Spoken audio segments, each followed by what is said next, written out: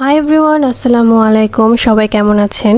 আজকে আমার ইফতারিতে ছিল গরুর বিরিয়ানি, আর এই গরুর বিরিয়ানির রেসিপিটা অনেক ইজি ছিল। তো আমি আমার রেসিপি নিয়ে চলে আসলাম। প্রথমে একটি কড়াইয়ে আগে থেকে পেঁয়াজ বেরেস্তা করে নিব এবং বেরেস্তা করে নেওয়ার পরে পেঁয়াজটাকে এভাবে আলতো করে সরিয়ে রাখবো, আর এই তেলটা সাইডে রেখে দিব। পরবর্তীতে প্রেসার কুকারে সরিষার তেল দিব, আর এই রান্না পুরোটুকুই সরিষার তেল দিয়ে হবে।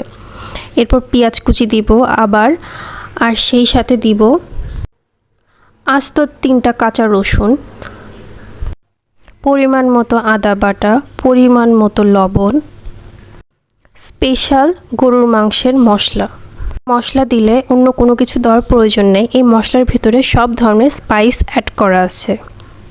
তেলের উপরে কিছুক্ষণ মশলাটাকে ভেজে নিয়ে তারপরে পানি দিয়ে দিব, যাতে কাঁচা গন্ধটা চলে যায়, আর কিছুক্ষণ কষিয়ে নিব। আর হ্যাঁ, এখানে হলুদের গুঁড়া অ্যাড করা হয়েছে, কাঁচামরিচ দেওয়া হয়েছে, কারণ এই রান্নাটা পুরোটাই কাঁচামরিচ দিতে হবে। আলু এবং গরুর মাংস দেওয়া হয়ে গেল এবং সেই সাথে আবার একটু ভালো করে কষিয়ে নিব।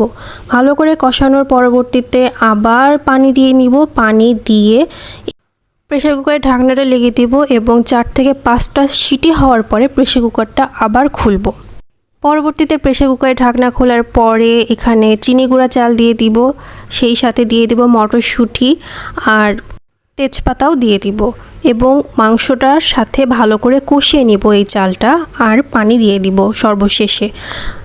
যেই তেলে পেঁয়াজ বেরেস্তা করা হয়েছে সেই তেলটা দিয়ে দিব এবং ঢাকনাটা ঢেকে দিব। মোটামুটি 3 সিটি হয়ে গেলে রান্নাটা হয়ে যাবে। এই যে দেখুন আমার রান্নার ফাইনাল লুক।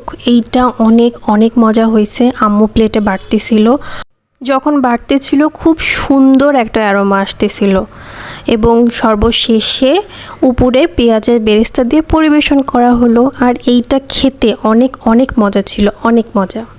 সো আজকের মতন আমার ব্লগ এখানেই শেষ। আল্লাহ হাফেজ।